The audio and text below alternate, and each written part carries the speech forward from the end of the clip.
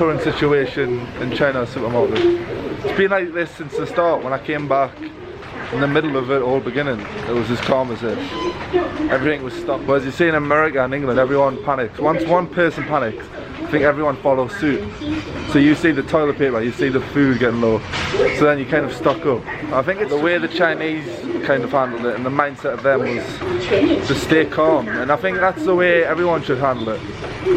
Like, it's just about the Chinese citizens. It was kind of like a teamwork approach. Everyone didn't just think about themselves. Whereas I'm not speaking for everyone in England, but there's a lot of selfish kind of mindsets. Stocking up on food, stocking up on hand sanitizers. We're not thinking about the elderly, not thinking about the young, not thinking about the ones that are vulnerable. Everyone just kind of goes for their own kind of self-interest.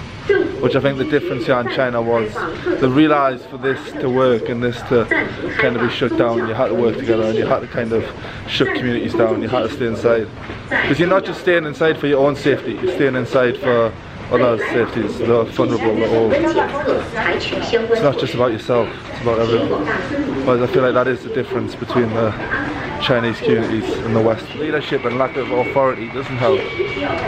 Because even in England, Boris has no idea what's going on. Or is it sing happy birthday while washing your hands? That's only advice. We've seen what it's like here. Everything's just calm. If anything, the Chinese supermarkets, look at this. Look at this, everyone. Jealous. I'll send some. I'll ship some back if you want. £20 a pack. Give us your how many cases in England? 500 cases. There's only 500 cases. And everyone's going crazy and panicking already. And I think once people start to panic, everyone else follows suit. And you see panic from everyone else. Which is kind of understandable, because you see stock getting low, the supermarkets getting low. So when you get to that situation, you kind of need to. Everyone seems to be panicking, buying food, buying toilet paper, but no one seems to be wearing masks, washing hands. It's just kind of common sense, really. I mean, it's not really advice, it's just common sense. 2 months in China and everything was okay. But it's kind of the mindset of the whole community. You need the whole community to be calm.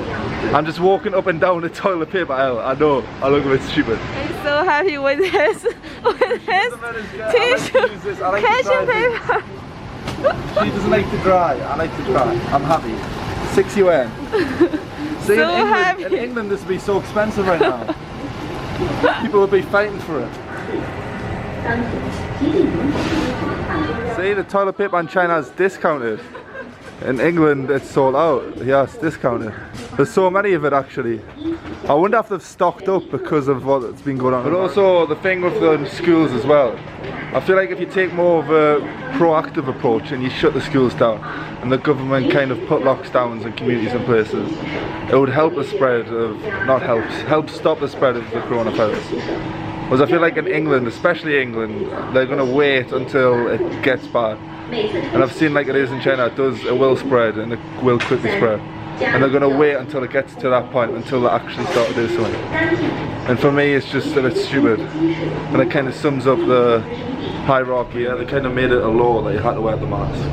I feel like that should be the same within the Western countries. And not even if it's a law, just make it your own responsibility to put them on. Because you're not 2 months on, kind of the precautions and the mindset of the citizens still. It is getting kind of back to normal and a lot busier, because now obviously people are having to go back to work. But this is nearly 2 months on and people are still kind of staying away from shopping malls, staying away from unnecessary trips and stuff.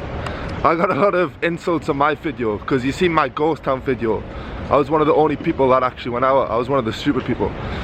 Whereas the whole citizens stuck together and kind of took the precautions to stay inside and kind of keep everyone else safe. Because it's not just for your own kind of safety. I know a lot of people have the mindset, especially in England, of you will be safe because you're young and healthy, but it kind of, you can't infect the others, you can't infect all others.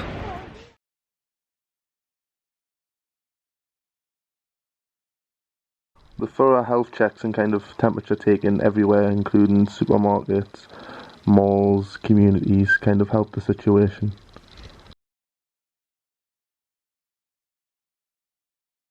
As you can see from this footage as well, another thing that was good was people actually listened and people stayed away. These kind of self-isolation and community lockdowns were really effective, and all the restaurants, malls were quiet.